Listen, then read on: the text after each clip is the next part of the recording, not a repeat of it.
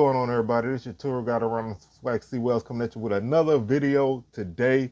Y'all make sure y'all lock in with us. Hit that like button, hit that subscribe button, hit that notification bell, and become a part of the Swag Talk family by becoming a member. 99 cents gets you a membership to the YouTube channel. We have special perks coming at you. We're going to be dropping special members only videos and shorts. I'm going to have rants and reactions to different things that I want to put there. So if you want to get everything, man, become a member of the Swag Talk crew for 99 cents and get down with the get down, man. And so we're going to still be bringing y'all a lot of stuff, swag smoke and everything like that, and all our normal videos. But we also bring y'all that membership tier. So get down with that. Check out the Facebook and Instagram, both Swag Talk, Twitter Swag Talk 76. And now let's get on with the show, man. Let's do it. Welcome to the show, see Bojo Guy. Wednesday, Sundays, catch the ride. Football hoops, we breaking wide. Stats and facts, truth on high. Swag Talk where the combos real. From Texas to Florida, we seal the deal. Just pull up, the vibes are real. Chopping it up, we spin the wheel. Hit the corner of the field, we strategize. Breaking the game down, no disguise. Play by play, we analyze. I wear sharp, we magnify. Swag Talk where the combos real. From Texas to Florida, we seal the deal. Just pull up, the vibes are real. Chopping it up, we spin the wheel. Wednesdays, heat, Sundays, ignite. We talking legends shining bright. Back and forth, day or night. This the plug, we bring the light. Swag Talk where the combos real. From Texas to Florida, we seal the deal. Cats pull up, the vibes are real. Chopping it up, we spin the wheel.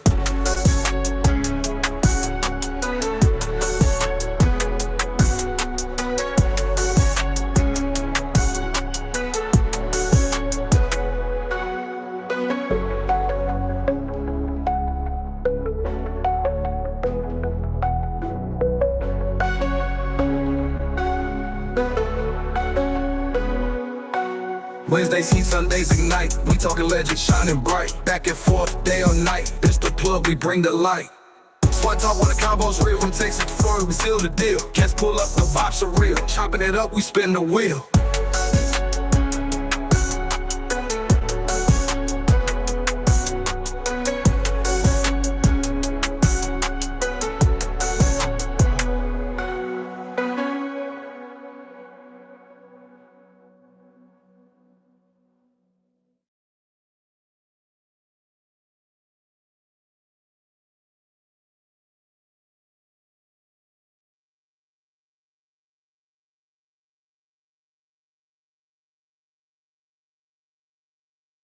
All right, everybody, what's going on, man? How y'all doing? Welcome to today's edition of Swag Talk, the show we cover the swag inside and out.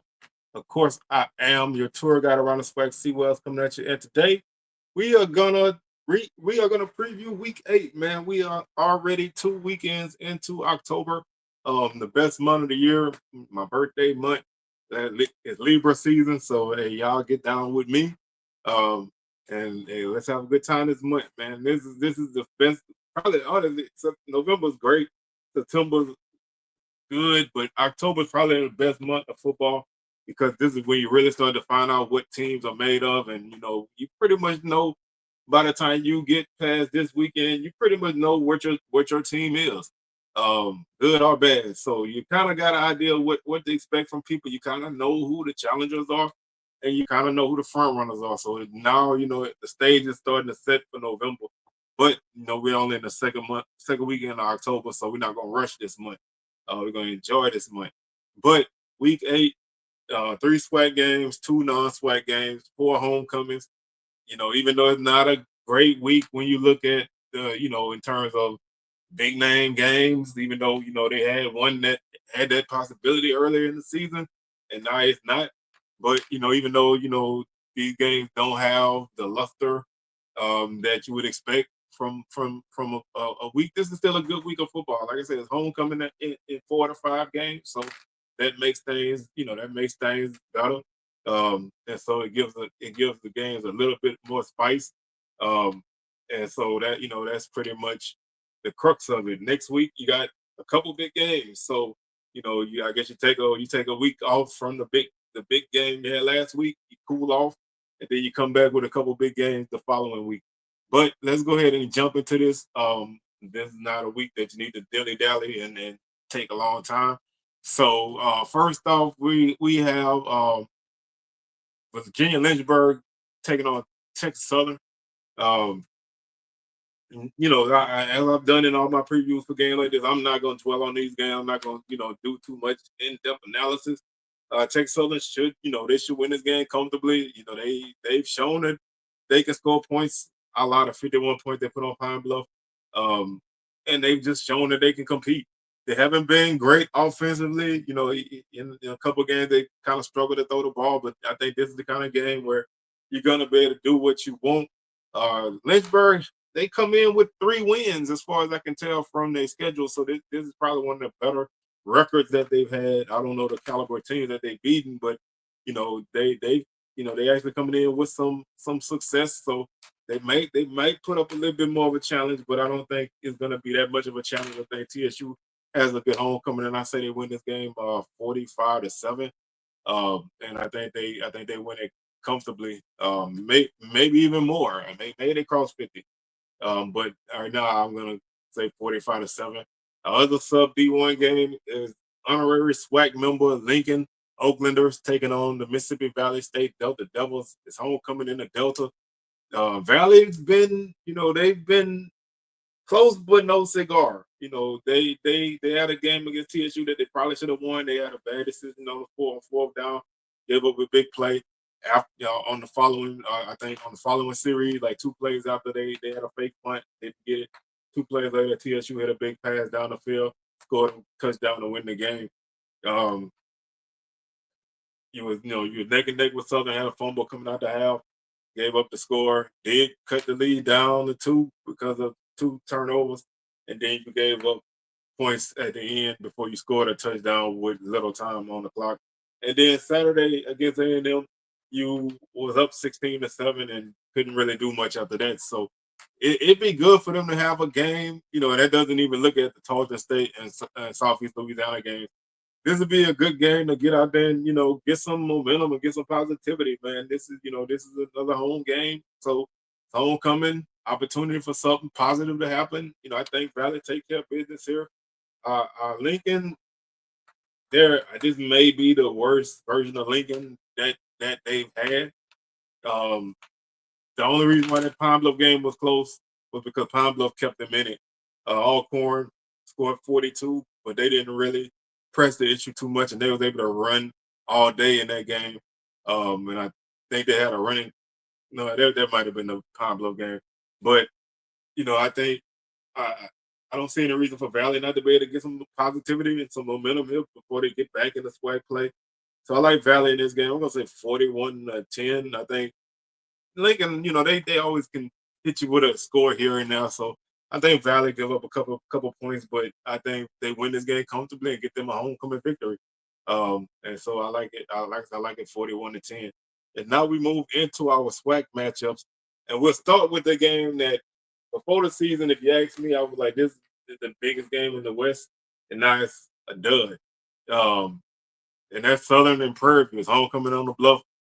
Panthers come in 3-0 in conference. Southern come in 0-2 and looking for any kind of positivity and any kind of momentum because this team hasn't done much. Honestly, they haven't really done much. And Prairie View, they've been solid. They haven't been spectacular, but they've been solid and they've won the game that they needed to win. They won some close games. They did win the grounding game by double digits, but they've won some close games. They lost some close games. So they've been in the hunt in every aspect. And so they're figuring a lot of things out. They're not in their final form yet, but they're gonna get there. And when they get there, it's gonna be dangerous. Um, Southern, I've never. I'm gonna be 49 on Tuesday. Well, I guess I guess for transparency's sake, I recorded this on Monday, so this is Wednesday. So I'm 49 now, and I've never really seen a collapse from a team that's supposed to be a contender. Um, the way this Southern team has collapsed, and it's happened on both sides of the ball. The offense, they have no flow at all. The defense, I think the bottom fell out on Saturday. I don't know if they can get it back. They saying injuries, but you're a team that's supposed to be a contender. You should have depth. Yeah, you should have quality depth. You should have guys that can step in and play. And you're gonna have a drop off between your top guy and your next guy, but it shouldn't be this big of a drop off that your team just looks so out of whack. And a lot of the mistakes and penalties are coming from guys who are veteran guys, so that doesn't even really play into a lot of this. But just to look at the game on paper, it's a mismatch. Southern is averaging 14 points per game. Prairie View's at 21.3. Southern's giving up 38.2 points per game. And this was a defense I thought would be a top three defense in the league. I was super wrong there. Prairie View's giving up 22.5 points per game. Total offense, Prairie View is sixth at 367.5 yards per game. Southern is 11th at 291 yards per game. The only thing that keeps Southern in these from being dead last is the fact that they've hit a few big plays, a few explosive plays in pretty much almost every game. Um, Prairie View leads the league in total defense at 332 yards per game, and Southern is 11th at 434 yards per game. Again, Southern's you can get it however you want against them. They haven't stopped anything. And early in the season, I was excusing the defense because I felt like the offense was putting them in bad situations. But then I watch a game like Saturday where they was on the field to start the game, and they gave up play after play. Southern hit a big play and scored. Defense gave up a drive immediately. Offense didn't do anything. Defense gave up a drive immediately. Bethune-Cookman scored on 6 of their 9 possessions in that game. One they didn't have I think they had a missed fumble, and I think it was 7 out of 9. One was a missed fumble, a missed field goal, and the other one was like they ran the clock out at the end of the game. So Southern never stopped them. Never stopped them. You just that was the worst defense performance I've seen for Southern all year, and probably the worst I've seen from Southern in 3 or 4 years. It was horrible, and that doesn't take away from what Bethune-Cookman did. But anyway, Southern is ninth in rushing offense at 151 yards per game. For whatever reason, Saturday they decided that they did not want to run the ball against a defense that was pretty porous against the run, and so they didn't run the ball much at all and didn't get much. Prairie View is third at 191 yards per game. They have backs that can run the ball. They have Bingman and McDowell. Tevin Carter can run the ball at quarterback. Southern still does have Trey Holly at running back, and Mike Franklin went down to injury. I don't know if he's gonna be back, but he was a nice little 1-2 punch. Coming into the season, everybody thought McCoy could be that guy that could run the ball for Southern, and he had a couple touchdowns early, but he doesn't look confident running the ball. And so now this team, I don't know if they want to be a passing team or they want to be a running team. So they really have put themselves in a bad position offensively, schematically, and that's been killing them. 164 yards per game allowed on the ground for Prairie View. Southern is at 186.2. Passing offense, Prairie View is 8th at 176 yards per game. Southern is 11th at 140. Neither team really throws the ball extremely well, but Prairie View has shown a little bit more consistency doing it than Southern. Like I said, they've been a team that chose to run the ball a lot, so they lean on their run game, and then they opportunistic with their passing game. Um, Panthers lead the league in passing defense, allowing 168 yards per game. Southern is 11th at 248 yards per game. Southern allows 10 sacks as an offensive line. That's 7th. Prairie View only allows 4. That's first. Southern third in sacks as a defense with 11. And Prairie View is 6th with 10. So both teams do a good job of getting pressure on the quarterback. Um, Southern just had, like I said, they have no consistency. They 10th and third down conversion rate at 32.9. Prairie View 8th at 37.8. Prairie View defensively second, allowing 32.9% on third down. Southern is 11th at 50%. Um, and so, I mean, that's that. There's nothing really that you need to go too crazy over. This game, if Southern if Southern offensively does anything that keeps the game close, but I don't trust this team offensively, and right now I don't even trust them defensively. Um, you know, this team is broken. They went from a contender to a doormat in 4 weeks, and I've never seen that before, not to this level. And I don't really think this is something that you just easily climb out of. You can say all the right things, and when you're losing, coaches always say you had a great week of practice, and the guys doing this and they doing that. But then when you watch the game, none of it's translating over. So somebody's lying somewhere, and that's where I feel this team is right now. Prairie View is, they like I said, they're not spectacular, but they're getting better each week. And I think they handle this game. I think they win this game going away.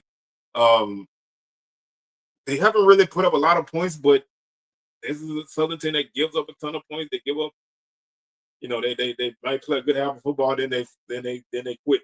So I think Prairie View win this game. Like, I'm gonna say 31-14. Southern gonna get their 14 points. That's pretty much in the script for the season. So they're gonna get that.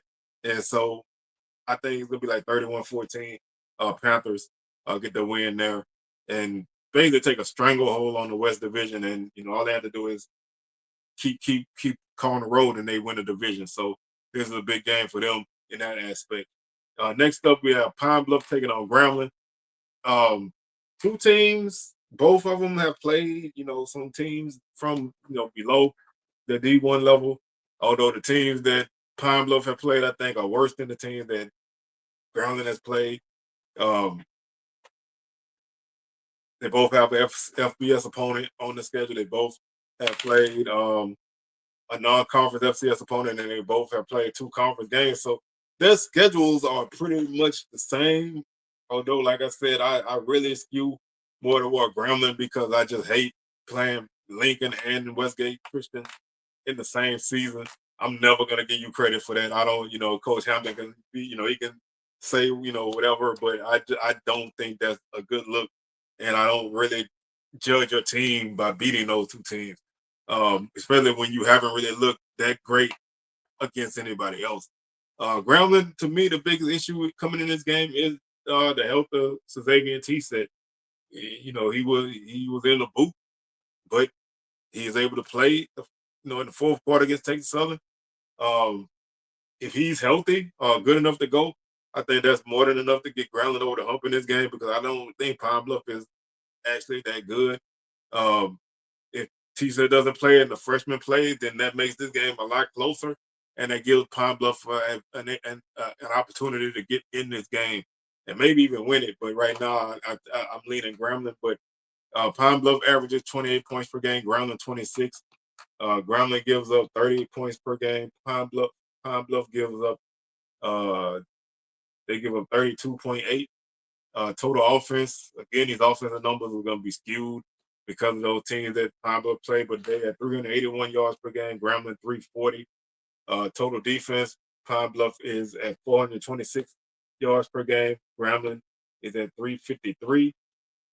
Rushing offense, Pine Bluff 169 yards per game, Grambling right behind him at 167. Um, Both teams run the ball a lot. Grambling really, they really want to run the ball a ton. But they, that's kind of what their focus is.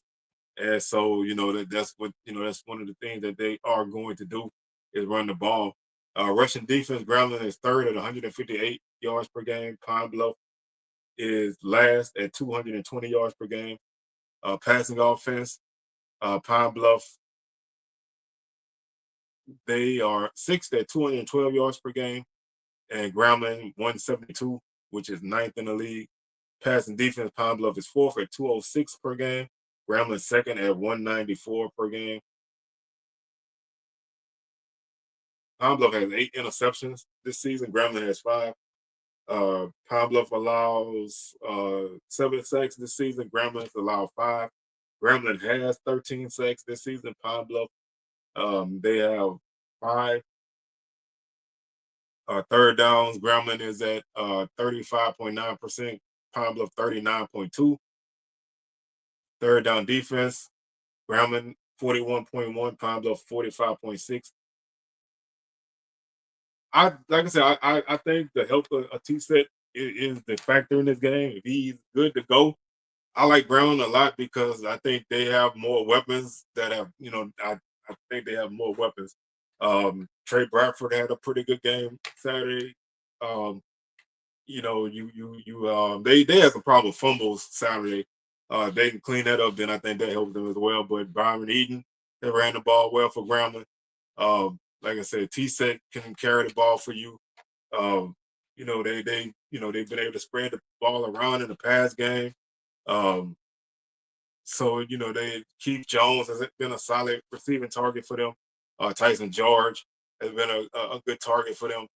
And so they've been able to do some things, but they just haven't really been able to get out their own way the last couple of weeks. And that's what's killed them. 3 interceptions against Prairie View, 3 fumbles against Texas Southern. That's gonna hurt you in any game you play.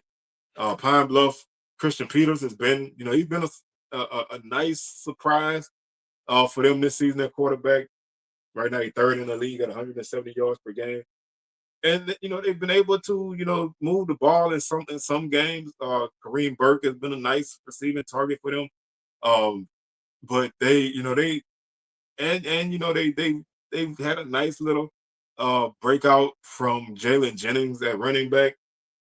But like I keep saying, a lot of this I'm hesitant because I don't really know where this team stands. I don't know who they are and what they are. So right now it's very tough to pick these guys to beat anybody.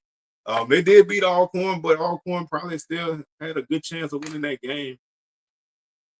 And they won a game 24-20. So I don't really think they're gonna put up a lot of points against SWAC opponents, at least not ones wearing blue and gold. But I think Grambling wins this game. I think they win it anyway, but I think if T-Set plays and he's efficient, I think they win this game by a decent margin. If he doesn't play well, or if they play the freshman, um, it's a lot closer game. And then I even think Pine Bluff could win this game. So I think that's the key here. But I think this is gonna be a game that's like 24-21 Grambling. I still think that it's gonna be a closer game because Grambling plays a lot of close games, and Pine Bluff, they may have a little momentum here. Maybe they got maybe that game helps them get their mojo. But I just don't like those kind of games, and it's hard for me to really assess what this team does based off of those games. So I like Grambling in this one. And like I said, the health of the quarterback is key in this one. And if T said good to go, then Grambling's good to go. But Pine Bluff gonna fight. They're not gonna quit. They're gonna hang in there and fight, and they're gonna make a game out of it. But I like Grambling. And finally, we have Alcorn taking on FAMU. This is a big game for both teams. Um, they both need a win. I mean, Alcorn beat Lincoln, but nobody really looking at that. So you need a SWAC win. Um, FAMU needs positivity. They need a SWAC win. They need a home win. Who would have thought in the last couple of years that you'd say that FAMU needs a home win? That winning in Bragg was almost academic um, before the end of last season, and now they've lost 2 in a row at home. So they really need this positivity. The only win at home in the last 4 games is against Albany State. So they need this. They really need this. Alcorn, they need it because this is a team that a lot of people. Alcorn was a mixed bag coming into the season. Some people thought Alcorn was gonna be horrible. Some people thought Alcorn was gonna be at least, you know, second, third place in the division, and they still can get there if they put some things together. But right now, they just not looking that, and so they need to win to show that they can be what people think they can be. And right now, it's just not there for them. They averaging 19.2 points per game. FAMU is averaging 15.4. Scoring defense, Alcorn 26.8, FAMU 35. Excuse me, FAMU 35.6 total offense. Alcorn right now is at 339 yards per game. FAMU 307 total defense. Alcorn 340, 374. FAMU 392. Rushing offense, this is a big difference in this game. Alcorn can run the ball 180 yards per game. FAMU just their run game has been non-existent. They're at 93 yards per game. They're averaging 3 yards a carry. They have the least total yards rushing in the league. They have the least rushing attempts in the league. They just haven't really been able to run the ball. They got the second fewest rushing touchdowns in the league. It just hasn't been enough for them. But they're fifth in rushing defense at 171 yards per game. Alcorn second at 156 yards per game. Passing offense, Alcorn 10th at 159 yards per game. FAMU is fifth at 213 yards per game. And they had some really low points in the passing game on Saturday. So, you know, where did they go at quarterback? It, does Jefferson get a better chance at it? Or you come back with Petty, Johnson? What is it? Who is it? What is it? Jalen Tolbert's been the guy for Alcorn, and he apparently is going to continue to be the guy. Hasn't been bad, but hasn't really done a lot to get this offense going beyond where they are. And so that's going to be a key in this game. Who can be consistent offensively? Who can move the ball? Who can make some plays happen? Alcorn allows 218 yards per game through the air. FAMU 220. Um, Alcorn right now they've allowed 10 sacks on the season. FAMU's allowed 12. And that's honestly a surprise to me. I know the offensive line was going to be a big factor on this team, but right now they're just not there. FAMU has 8 sacks as a defense. Alcorn, they have 6 sacks. So again, they're kind of similar there. Third down conversions, Alcorn. They're 11th at 30.3%. FAMU is at 40%, which is sixth in the league. Third down defense, FAMU 49.3%. Alcorn is at 38.7. So they've done a decent job of getting off the field on defense, but they just offensively just haven't really been able to make anything happen. And they have a great 1-2 punch at running back in Jacorian Sewell, who right now leads the league in rushing, and Reggie Davis, who is 14th in the league in rushing. They both had 90+ yard touchdowns on Saturday against Lincoln.